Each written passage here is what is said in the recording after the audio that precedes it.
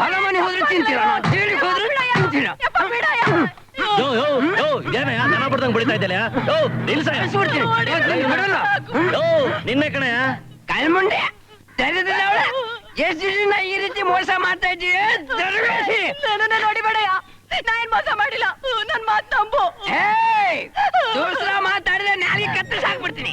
ಶಾಂತಿ ಶಾಂತಿ, ಯಾಕಯ್ಯ ಹೆಂಗಸ್ನ ದನ ಬಡ್ದಾಗ ಬಡಿತಾ ಇದೀಯಾ? ಬಡಿಯೋದಷ್ಟೇ ಅಲ್ಲ, ಇವಳ ಕೈ ಕಾಲ ಕತ್ತರಿಸಿ ಪಾಪ ಬರಕಿಲ್ಲ. ತಪ್ಪು. ನಡು ರೋಡಲ್ಲಿ ಹಾಡು ಹಗಲಲ್ಲಿ ಒಂದು ಅಮಾಯಕ ಹೆಂಗಸನ್ನ ಹೊಡೆಯೋದು ಕಾನೂನು ಪ್ರಕಾರ ತಪ್ಪು. ನೀನ್ಯಾವನಯ್ಯ ಇದನ್ನ ಕೇಳೋದಕ್ಕೆ? ನನ್ನನ್ನು ದಬಾಯಿಸ್ತಾ ಇದ್ದಾನಲ್ಲ. ಏನಯ್ಯ, ನೀನೇನ್ ಮನುಷ್ಯನ ಮೃಗನ? ವಿನಾಕಾರಣ ಒಂದ್ ಹೆಂಗಸನ್ ಹೊಡಿತಾ ಇದೆಯಲ್ಲ, ಯಾರಯ್ಯ ನೀನು? ಇವನು ನನ್ ಗಂಡ ಕಣ್ರವ. ಗಂಡನ? ಗಂಡ ಆದ್ ಮಾತ್ರಕ್ಕೆ ಹೀಗೆ ಪಬ್ಲಿಕ್ ಆಗಿ ನಡು ರೋಡ್ ನಲ್ಲಿ ಹೊಡಿತಾ ಇದ್ದಾನಲ್ಲ, ಇದ್ ಯಾವ ನ್ಯಾಯ? ಗಂಡ ಹೆಂಡತಿಗೆ ಈಕ್ವಲ್ ರೈಟ್ಸ್ ಇರೋ ಈ ಮಹಿಳಾ ವರ್ಷದಲ್ಲಿ ಹೆಂಡತಿ ಮೇಲೆ ಕೈ ಮಾಡೋದು ಅಕ್ಷಮ್ಯ ಅಪರಾಧ, ಯುವರ್ ಆನರ್. ಹಾಗೇಳಿ ಮೈ ಲಾರ್ಡ್. ಹೆಂಡತಿ ಅಂದ್ರೆ ಯಾರು? ನಿನಗೆ ಅಡಿಗೆ ಮಾಡಿ ಊಟಕ್ಕೆ ಹಾಕೋಳು, ಮಕ್ಕಳನ್ನ ಹಡ್ದು ಕೈ ಕೊಡೋಳು ಅಂತ ಹೆಂಡತಿ ನೀನ್ ಹೊಡೆಯೋ ಹಾಗೆ ಏನಯ್ಯ ತಪ್ಪು ಮಾಡಿದ್ಲು? ಏನ್ ತಪ್ಪು ಮಾಡಿದ್ಲ? ನಾನ್ ಯಾಕೆ ಹೊಡೆದೆ ಅಂತ ಎದುರು ಮನೆ ಹೆಂಗಸನ್ನ ಕೇಳು. ಯೋ, ಹೆಂಗ್ಸು ಗಿಂಗ್ಸು ಅಂದ್ರೆ 32 ಹಲ್ಲು ಉದುರಿಸ್ಬಿಡ್ತೀನಿ, ಹುಷಾರ್. ಮರ್ಯಾದೆ ಮರ್ಯಾದೆ ಕೊಟ್ಟು ಮಾತಾಡು. ನನ್ನ ಗಂಡ ಒಳ್ಳೆ ಕಟ್ಟು ಮಸ್ತಾಗಿ ಹೀರೋ ಇದ್ದಾಗಿದ್ದಾರೆ ಅಂತ ಇವಳು ಮಸಲತ್ ಮಾಡಿ ಬುಟ್ಟಿಗೆ ಹಾಕೊಳಕ್ ನೋಡಿದ್ರೆ ನಾನು ಬಿಟ್ಟು ಬಿಡ್ತೀನಾ? ತಪ್ಪು. ವಿಷಯ ಏನು ಅಂತ ನೇರವಾಗಿ ಹೇಳ್ದೆ ಸುತ್ತಿ ಬಳಸಿ ಹೇಳೋದು ಕಾನೂನು ಪ್ರಕಾರ ತಪ್ಪು. ನೀನ್ ಮುಚ್ಕೊಳಯ್ಯ ಬಾಯ್ನ. ಅಲ್ಲ, ಈ ಬದನೆಕಾಯಿ ಕೆಜಿಗೆ 3 ರೂಪಾಯಿ ಅಂತ ಎದುರುಗಡೆ ಮನೆಯವ್ರು ಕೊಟ್ಟು ನನ್ ಮನೆ ಮುಂದೆ ಬಂದು ನನಗೂ 3 ರೂಪಾಯಿ ಅಂತ ಹೇಳಿದ್ಲು. ಅಷ್ಟರಲ್ಲಿ ನನ್ ಗಂಡ ಹೊರಗಡೆ ಬರೋದನ್ನ ನೋಡಿ ಹೀ ಅಂತ ನುಲಿತಾ, ನಿಮಗಾದ್ರೆ 28 ಪೈಸೆ ಕಮ್ಮಿ ಮಾಡ್ಕೊಡ್ತೀನಿ ಅಂತ ಹೇಳಿದ್ಲಲ್ಲ. ನನ್ನ ಗಂಡನ ಹತ್ರ ಮಾತ್ರ ಕಮ್ಮಿ ತಗೊಳಕ್ಕೆ ಏನ್ ಕಾರಣ? ಕಳ್ಳ ಸಂಬಂಧ ತಾನೆ? ತಪ್ಪು. ತಾಳಿ ಕಟ್ಟಿದ ಗಂಡನ್ನ ಕೇವಲ 25 ಪೈಸೆಗೆ ತೂಕ ಹಾಕೋದು ತಪ್ಪು. ಎಷ್ಟೋ ಸಲ ಅದಕ್ಕಿಂತ ಕಮ್ಮಿಗೂ ತೂಕ ಹಾಕಿದಾರೆ ಇವರು. ಯೋ, ಸುಮ್ನಿರಯ್ಯ. ಏನಮ್ಮ, ನಿನ್ ಗಂಡಂಗೂ ಈಕೆಗೂ ಕಳ್ಳ ಸಂಬಂಧ ಇದೆ ಅಂತ ಹೇಳ್ದಿಯಲ್ಲ, ನೀನ್ ನೋಡಿದ್ಯಾ? ನೋಡ್ಲಿಲ್ಲ, ಆದ್ರೂ ಗೊತ್ತು. ತಪ್ಪು. ಸ್ವತಃ ಕಣ್ಣಿಂದ ನೋಡದೆ ಪರಸ್ತ್ರೀ ಮೇಲೆ ಇಂಥ ಅಭಾಂಡವಾದ ಅಪನಿಂದೆ ಹೊರಿಸೋದು ಮತ್ತೊಮ್ಮೆ ಅಕ್ಷಮ್ಯ ಅಪರಾಧ.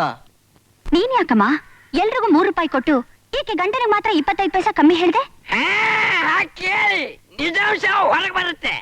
ಇದ್ದರಿದ್ರೆ ನನ್ ಗಂಡ ಸಂಪಾದನೆ ಮಾಡಿದ್ದೆಲ್ಲ ಸಾರಾಯಿಗೆ ಸುರಿದು ರಕ್ತವಾಂತಿ ಮಾಡ್ಕೊಂಡು ಆಸ್ಪತ್ರೆಯಲ್ಲಿ ಸಾಯ್ತಾ ಬಿದ್ದಿದ್ದ. ಔಷಧಿ ತರಕ್ಕೂ ಹಣ ಇಲ್ದೆ ಕಣ್ ಬಿಡ್ತಾ ನಾನು ವಿಧವೆ ಆಗೋಯ್ತೀನಲ್ಲಪ್ಪ ದೇವ್ರೆ ಅಂತ ಬರ್ದಾಡ್ತಿರುವಾಗ ದೇವ್ರಾಗ್ ಬಂದು 500 ರೂಪಾಯಿ ಸಹಾಯ ಮಾಡಿ ಈ ನನ್ ಗಂಡನ್ ಜೀವ ಸಹಿತ ಉಳಿಸ್ಕೊಟ್ರು ಇವ್ರ ಯಜಮಾನ್ರು.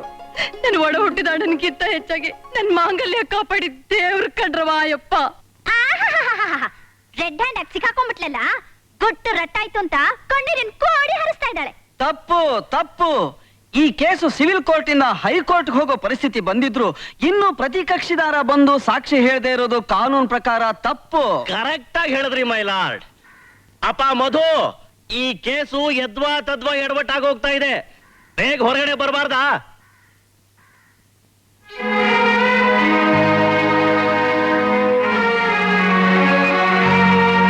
ಏನಪ್ಪ ಮಧು, ನಿಮ್ಮ ಆಕೆ ನಿನಗೂ ಆ ತರಕಾರಿ ಹೆಂಗಸ್ಗೂ ಏನೇನೇನೋ ಸಂಬಂಧ ಹೇಳ್ತಿದ್ದಾಳೆ, ಇದಕ್ಕೆ ನೀನೇನ್ ಹೇಳ್ತೀಯಾ? ಬೇರೆ ಹೆಂಗಸರನ್ನ ತಾಯಿ ತಂಗೀರ್ ತರ ಮರ್ಯಾದೆಯಿಂದ ಕಾಣೋ ಗಂಡಸರಿಗೆ ಕೆಟ್ಟ ಸಂಬಂಧ ಕಟ್ಟೋಂಥವ್ರು ಮನುಷ್ಯರಲ್ಲ, ಹಂದಿಗಿಂತ ಕೀಳಾದವರು. ಛೇ,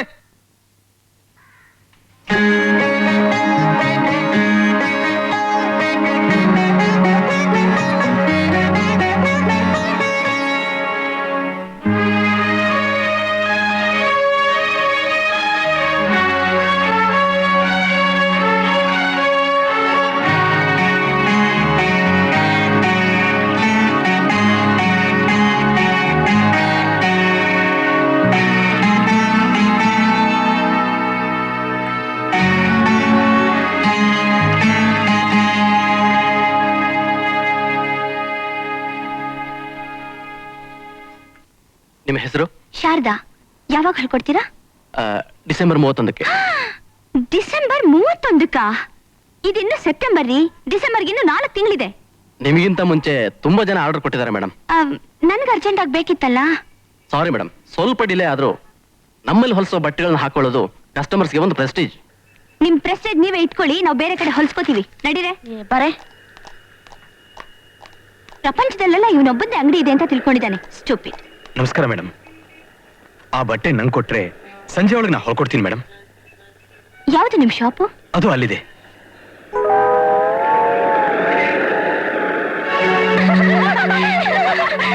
ಯಾಕೆ ನಗ್ತಾ ಇದ್ದಿ? ಇಂಡಿಯಾದಲ್ಲಿ ನಂಬರ್ 1 ಟೈಲರಿಂಗ್ ಶಾಪ್ ಅಂದ್ರೆ ನಿಮ್ಮ ಅಂಗಡಿನೇ ರೀ. ಫುಟ್ಪಾತ್ ಮೇಲಿರೋ ಗುಜ್ರಿ ಮಿಷಿನ್, ನೀನಾದ್ರೂ ಓನರ್. ನೀನ್ ಕೆಲ್ಸ ಕಲ್ತ್ಕೊಳಕ್ಕೆ ನಮ್ ಕಾಸ್ಟ್ಲಿ ಬಟ್ಟೆನೇ ಬೇಕಾ? ಜಾಗ ನೋಡಿ ಎಳಿಬೇಡಿ, ಜಾಣ್ಮೆ ನೋಡಿದ್ಮೇಲೆ ಮಾತಾಡಿ. ನನ್ ಪ್ರತಿಭೆ ತೋರ್ಸಕ್ ಒಂದ್ಸಲ ಅವಕಾಶ ಕೊಡಿ ಮೇಡಮ್, ಆಮೇಲೆ ನೀವೇ ಮೆಚ್ಕೋತೀರಾ. ನಿನ್ ಹಳೆ ಮಿಷಿನ್ ಅಲ್ಲಿ ನಮ್ ಬಟ್ಟೆ ವೇಸ್ಟ್ ಆದ್ರೆ ಕೊಡ್ತೀಯಾ? ಪೆನ್ ಹಳೇದಾದ್ರೂ ಅದರಿಂದ ಹೊಸ ಕವಿತೆ ಬರೆಯಲ್ವಾ? ಹಾಗೇನೆ ಬರವಣಿಗೆ ಅನ್ನೋದು ಬರೆಯೋ ಬುದ್ಧಿವಂತಂದೇ ಹೊರತು ಪೆನ್ನಿಂದಲ್ಲ. ಮೇಡಮ್, ಒಂದ್ಸಲ ಚಾನ್ಸ್ ಕೊಟ್ಟು ನೋಡಿ, ನಿಮ್ಗೆ ತೃಪ್ತಿ ಆದ್ರೆ ಆಮೇಲೆ ಕಾಸು ಕೊಡಿ. ಅಯ್ಯೋ ಬಂದ್ರೆ ಇವನ್ ಹತ್ರ ಏನ್ ಮಾತು?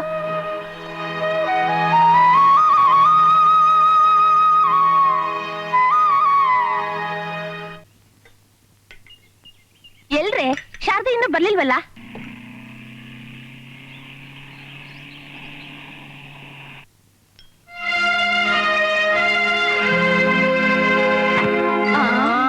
ವಾವ್,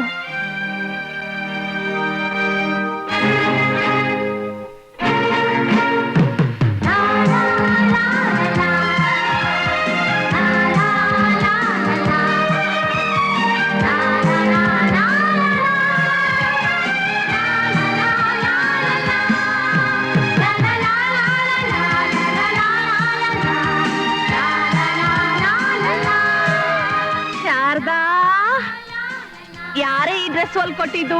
ಎಷ್ಟ್ ಚೆನ್ನಾಗಿದೆ. Queen Centra? ನೋ. ಹಾ, ನಂಗ್ ಗೊತ್ತು, ಫೆಮಿನಾ ತಾನೆ? No, I know. Utility complex? No. ಮತ್ ಯಾರೇ ಹೊಲ್ಕೊಟ್ಟಿದ್ದು ಇಷ್ಟು ವಂಡರ್ಫುಲ್ ಆಗಿ? ಆ ಜಾಗ ಹೇಳಿದ್ರೆ ನೀವೆಲ್ಲ ಅಲ್ಲೇ ಹೊಲ್ಸ್ಕೊತೀರಾ? ಓ, ಹಾಗಾದ್ರೆ ಫಾಲೋ ಮೀ.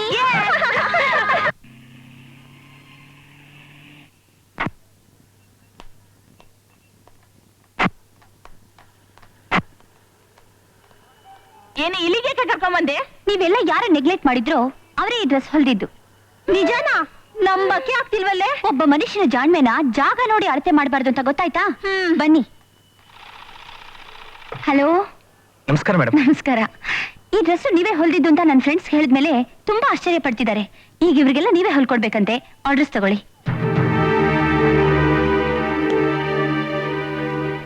ಸರ್, ನನಗೆ ಇವಳ ತರನ ಒಂದ್ ಮಿಡಿ ಹೊಲ್ಕೊಡಿ ಸರ್. ಆಯ್ತಮ್ಮ. ನನಗೆ ಸೆಲ್ವರ್ ಕಮೀಸ್. ಖಂಡಿತ. ನನ್ಗೊಂದು ಫಸ್ಟ್ ಕ್ಲಾಸ್ ಚೂಡಿದಾರ್ ಹೊಲ್ಕೊಡಿ. ಓ ಎಸ್. ನನ್ಗೂ ಚೂಡಿದಾರ್ ಓ ಹೊಲ್ಕೊಡಿ. ಎಸ್. ನಿಮ್ಮ ಹೆಸರೇನು? ಪ್ರತಿಭಾ.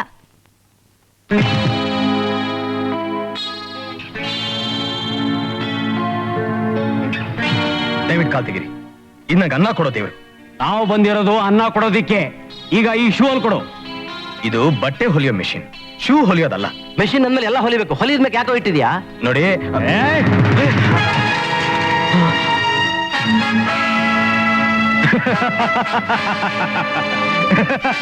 ಮಿಸ್ಟರ್, ಏನಿದು ದೌರ್ಜನ್ಯ? ನೀನ್ ಬೇರೆ ಇವನಿಗೆ ಸಪೋರ್ಟ್ ಮಾಡ್ತೀಯಾ?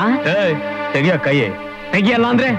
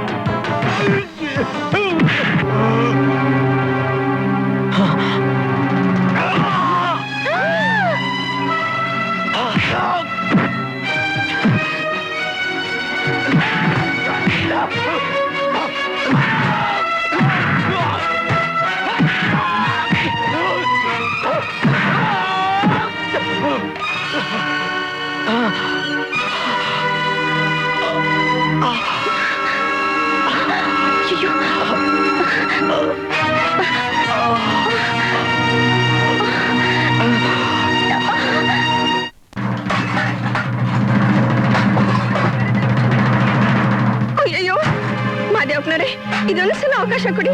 ಈ ದಿನ ಹಣ ಸಂಪಾದನೆ ಮಾಡ್ಕೊಂಡ್ಬಂದು ನನ್ ಮಗ ನಿಮ್ ಬಾಡಿಗೆ ಎಲ್ಲ ತೀರಿಸ್ಬಿಡ್ತಾನೆ. ತಗಮ್ಮ, ಪ್ರತಿದಿನ ಇದೇ ಹೇಳ್ತಾ ಇದ್ಯಾ, ಇವತ್ ಮಾತ್ರ ಬಿಲ್ಕುಲ್ ಆಗೋದೇ ಇಲ್ಲ. ನೀವ್ ಇದ್ದಕ್ಕಿದ್ದಾಗೆ ಮನೆ ಸಾಮಾನೆಲ್ಲ ಹೊರಗ್ ಬಿಸಾಕ್ರೆ ನಾವೆಲ್ರಿ ಹೋಗ್ಬೇಕು? ಸುಡುಗಾಡಿಗೆ ಹೋಗಿ ಜೀವನ ಮಾಡಿ, ಯಾರು ಬೇಡ ಅಂತಾರೆ? ನಿಮ್ ಪುರಾಣ ಕೇಳಿ ಕೇಳಿ ಸಾಕಾಗೋ. ಇಲ್ಲಿ ನೋಡಿ, ನೀವೇನ್ ಮನುಷ್ಯನ್ರಿ ನೀವು? ಮಾದೇವಪ್ಪರೇ, ನನ್ ನಿಮ್ಮಂತವ್ರಿಗೆ ಕರುಣೆ ಬೇರೆ ಕೇಳು. ತಿಂಗಳ ಬಾಡಿಗೆ ಕೊಡ್ರಿ ಅಂದ್ರೆ ಕರುಣೆ ಅಂತ ಕರುಣೆ. ಮಾದೇವಪ್ಪರೇ, ಕೈ ಮುಗಿತೀನಿ, ಮಾತ್ ಕೇಳಿ ಬಿಟ್ಟಿದ.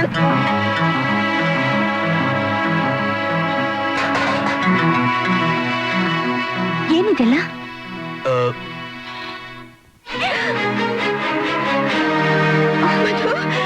ಮಧು, ಏನಾಯ್ತಪ್ಪ ನಿನಗೆ? ಇದೇ ನನ್ನ ತಲೆಗೆ ಬ್ಯಾಂಡೇಜು. ಏನಿಲ್ಲಮ್ಮ, ಸಣ್ಣ ಪೆಟ್ಟಷ್ಟೇ, ಗಾಬರಿ ಆಗ್ಬಿಡಿ.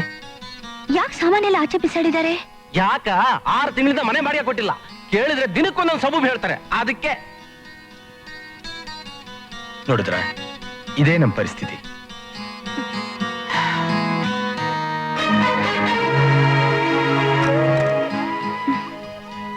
ಬನ್ನಿಮ್ಮ,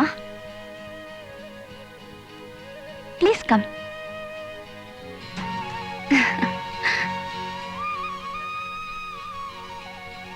ಇನ್ಮೇಲಿಂದ ಇದು ನಿಮ್ಮನೇನೆ. ಬಾಡಿಗೆ ಕಟ್ಬೇಕು ಅನ್ನೋ ಯೋಚನೆ ಮನಸ್ಸಿನಲ್ಲಿ ಇಟ್ಕೋಬೇಡಿ.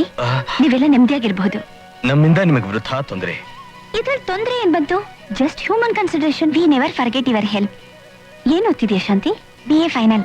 ತಿನ್ನೋಕ್ ಕಷ್ಟ ಪಡ್ತಿದ್ರು, ಬಾಡಿಗೆ ಕಟ್ಟೋ ಗತಿ ಇಲ್ದಿದ್ರು, ತನ್ ತಂಗಿ ಓದಿಗ್ ಯಾವ ಕುರ್ತಿನೂ ಬರ್ದಾಗ ನೋಡ್ಕೊತಾ ಇದ್ದಾನಮ್ಮ ನಮ್ಮದು. ಇಂಥ ಅಣ್ಣ ಸಿಕ್ಕೋಕೆ ಅದೃಷ್ಟ ಮಾಡಿರ್ಬೇಕು. ನಿಜಮ್ಮ. ಶಾಂತಿ, ನಿಮ್ ಅಣ್ಣ ಎಷ್ಟು ಕಷ್ಟ ಪಡ್ತಾರೆ ಅಂತ ನಿನಗೆ ಗೊತ್ತಲ್ಲ? ಅದಕ್ಕಿಂತ ಹೆಚ್ಚಾಗಿ ನೀನ್ ಕಷ್ಟಪಟ್ಟು ಓದಿ ರ್ಯಾಂಕ್ ಬರ್ಬೇಕು, ಗೊತ್ತಾಯ್ತಾ?